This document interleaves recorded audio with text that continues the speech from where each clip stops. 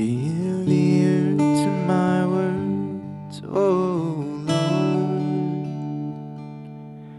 Consider my meditation. Hearken unto the voice of my cry, my King and my God. For unto thee will I pray. My voice shalt thou hear in the morning. O Lord, in the morning will I direct my prayer unto thee, and will look up.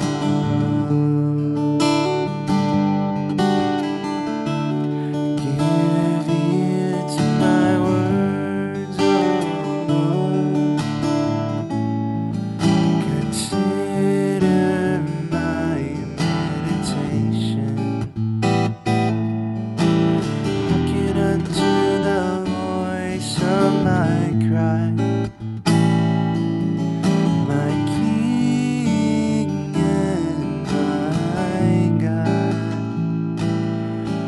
For unto thee will I pray.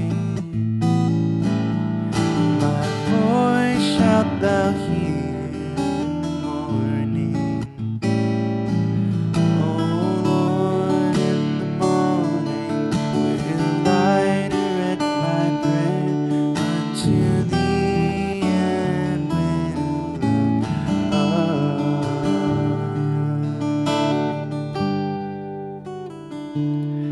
Give ear to my words, O Lord. Consider my meditation. Hearken unto the voice of my cry, my King and my God. For unto thee will I pray. My voice shalt thou hear in the morning. O Lord, in the morning will I direct my prayer unto thee, and will look up.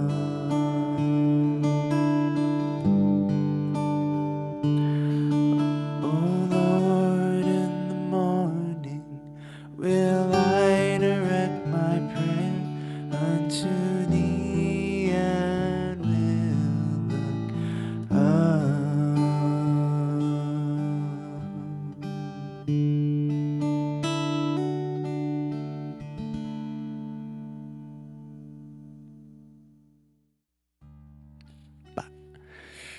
Hey, we are back with music.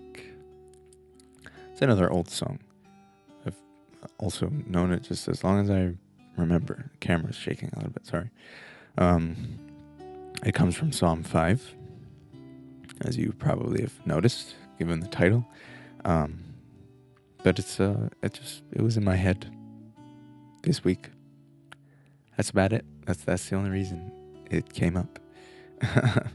But it's a good reminder, I think. And the song, it only takes like the first couple of verses of the actual chapter in Psalm 5. So in fact, why don't we just read through it? It's not that long. So Psalm 5, give ear to my words, O Lord, consider my meditation. Sounds familiar.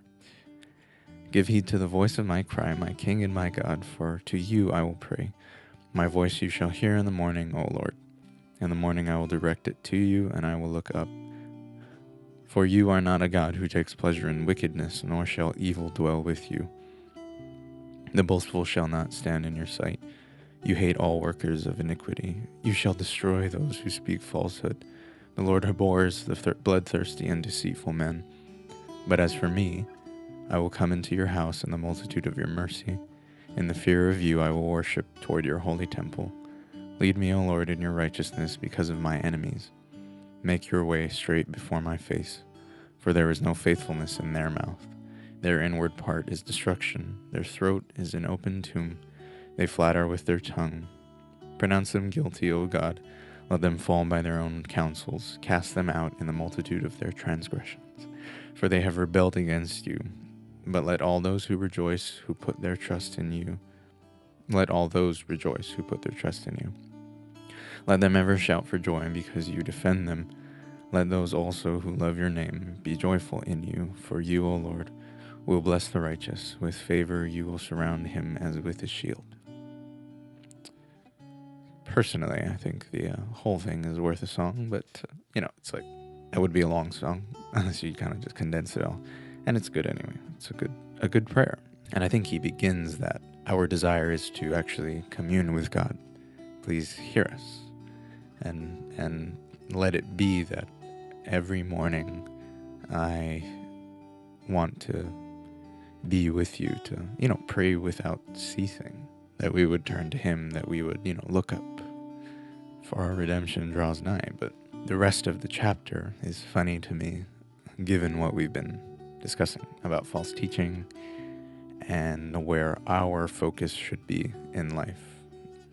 There's just so much going on these days that is so deceptive, that's so anti-truth, anti-intellect, which is something, again, I mentioned last time that we've been going through the Truth Project study. It's like a systematic truth discourse related to biblical Christianity, obviously, because it's concerned with truth.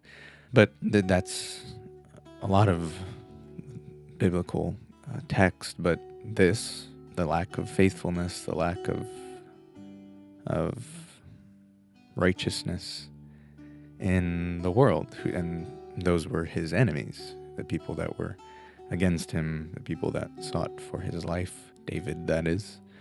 And it's no different nowadays. Maybe we're not getting chased and fighting tooth and nail with people, but there are people that go through that. Just not often in America. It's a different sort of deception, different sort of opposition, though we're heading that way, surely.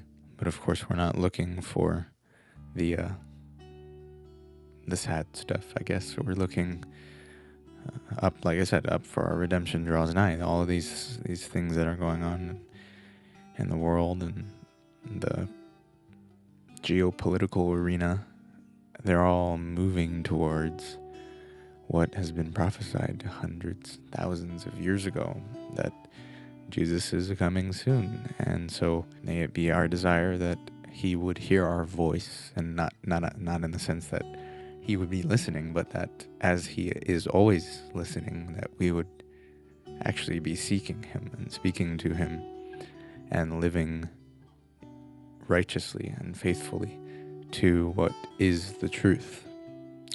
That's about it, I think. Even this morning, part of my devotional, one of the devotionals that I read, referenced in Colossians 3.